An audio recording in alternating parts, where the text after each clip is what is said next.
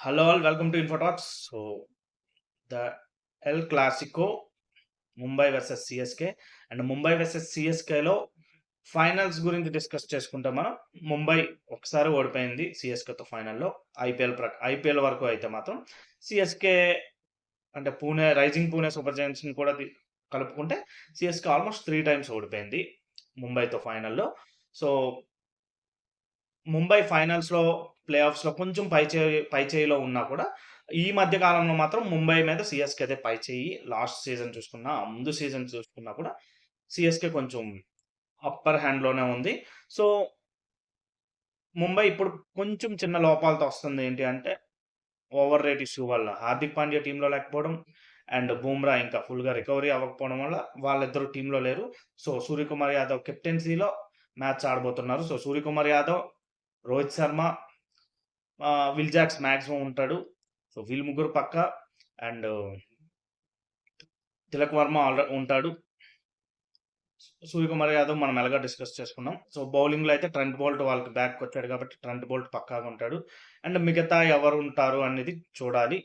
So దాన్ని బట్టి మనకు తెలుస్తుంది. దీపక్ చాహర్ కూడా ఉంటాడు. సో దీపక్ చాహర్ కూడా బౌలింగ్లో టాప్ ఆర్డర్లో వేస్తాడు, అంటే పవర్ ప్లేలోనే వేస్తాడు.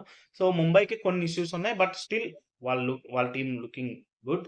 అండ్ సిఎస్కే విషయంకి వచ్చేస్తే సిఎస్కేలో నాకు తెలిసి Devon Conway straight into the squad and playing లెవెన్లోకి వస్తాడు. రచిన్ రవీంద్ర మ్యాక్సిమం ప్లేయింగ్ లెవెన్లో ఉంటాడు. బట్ అక్కడ ఇద్దరు అయిపోతే మతీసా పతిరానా 3, 4గో ప్లేయర్ ఎవరు అనేది కొంచెం ఇబ్బందులకి ఇది అవుతుంది. మిగతా వాళ్ళు చూసుకుంటే రవీంద్ర జడేజా పక్క, రుతురాజ్ గైక్వాడ్ పక్క. సో ఇక్కడ వీళ్ళిద్దరూ పక్క, రవిచంద్రన్ అశ్విన్ పక్క అండ్ ఎంఎస్ ధోని ఎలాగా పక్క. సో మిగతా ప్లేయర్స్ ఎవరు ఉంటారు బౌలింగ్లో కొంచెం వాళ్ళకి స్పిన్నర్స్ నూర్ అహ్మద్ వీళ్ళ మీదే వెళ్తున్నారు కాబట్టి సో వాళ్ళు మ్యాక్సిమం స్పిన్నే నమ్ముకోవచ్చు. సో చూద్దాం వీళ్ళ టీము వాళ్ళ టీము పక్కన ఇది చూసుకుంటే మనకి సిఎస్కే మ్యాక్సిమం టీమ్ ఎఫర్ట్ పెడతది. ముంబై టీమ్ ఎఫర్ట్ కంటా కూడా ఇండివిజువల్ పర్ఫార్మెన్స్ మీద ఎక్కువ వెళ్ళి ఒక 2, 3 ఇండివిజువల్ పర్ఫార్మెన్సెస్ ఫుల్ మ్యాచ్‌ని డామినేట్ చేసేస్తాయి.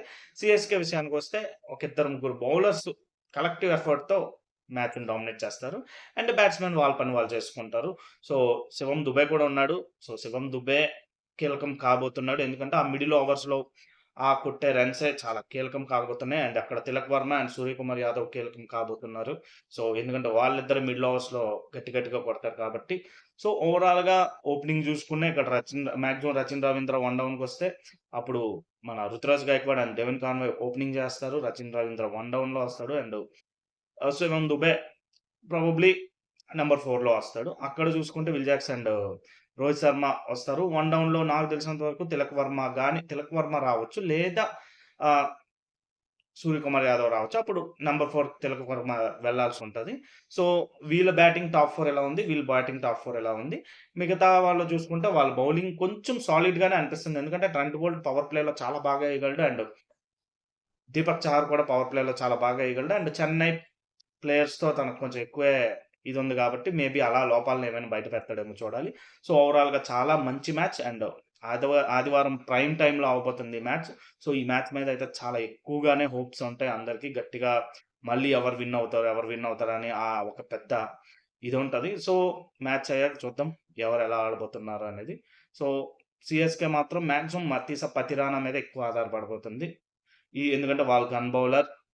వాళ్ళకెప్పుడు బ్రేక్ కావాలన్నా అప్పుడు ఇస్తాడు. అండ్ ఆఫ్ కోర్స్ అశ్విన్ వచ్చాడు కాబట్టి అశ్విన్ మీద కూడా ఉంటది గట్టిగానే. జడేజా కూడా ఐపీఎల్‌లో ఏం తక్కువ కాదు.